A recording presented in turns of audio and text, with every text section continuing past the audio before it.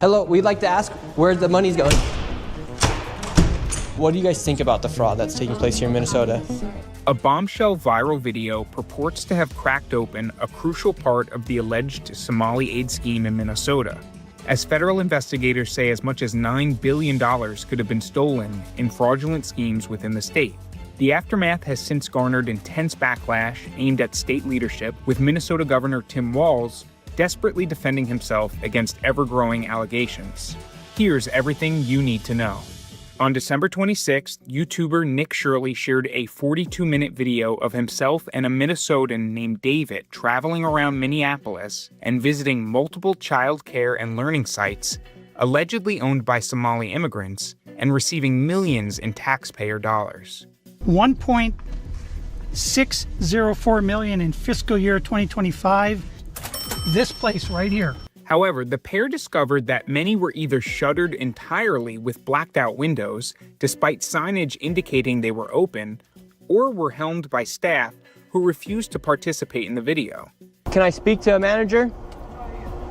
Most of the sites, which claimed to be licensed for dozens of children each, had no children inside whatsoever. Can you tell us why there are no children?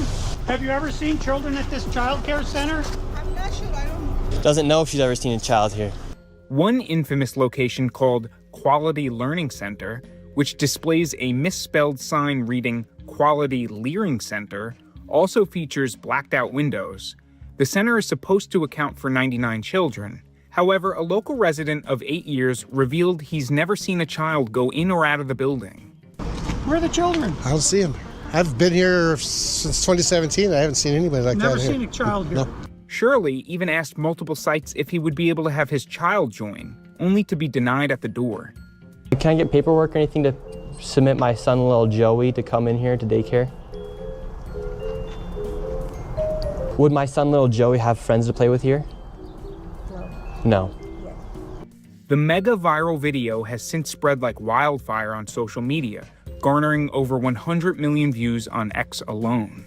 On Fox News' The Big Weekend Show, Shirley joked that the alleged scheme was so obvious that a kindergartner could figure out there was fraud going on. So there better be change because, like I said, we work way too hard to be paying taxes. We work way too hard to be not knowing where our money's going. And at the end of the day, the people in the government, they work for us. We don't work for them. And so it's their responsibility to hold these people accountable. Minnesota Governor Tim Walz has since faced intense scrutiny over the alleged fraud.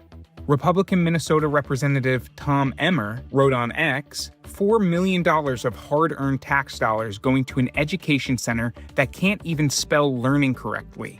Care to explain this one, Tim Walz? While New York Representative Mike Lawler called for people to be arrested and prosecuted, as well as for Walz to be held accountable for the scandal. In a statement to Fox News, a spokesperson for Tim Walz said, "The governor has worked for years to crack down on fraud and asked the state legislature for more authority to take aggressive action. He has strengthened oversight, including launching investigations into these specific facilities, one of which was already closed."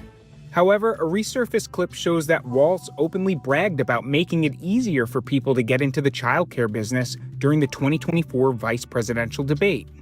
As far as childcare on this, you have to take it at both the supply and the demand side. And we have to make it easier for folks to be able to get into that business and then to make sure that folks are able to pay for that. We were able to do it in Minnesota, and I'm still telling you this.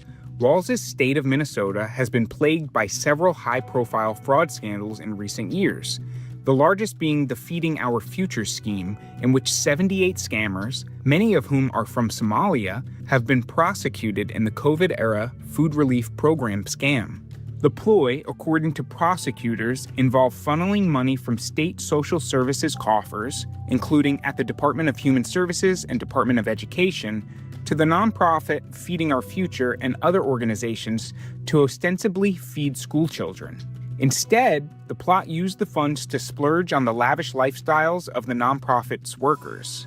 According to Minnesota education officials, Feeding Our Future and its affiliated groups submitted over $500 million in claims, while federal authorities estimate that the extent of the rampant fraud could total $9 billion. The DOJ has already convicted at least 57 fraudsters in the scheme.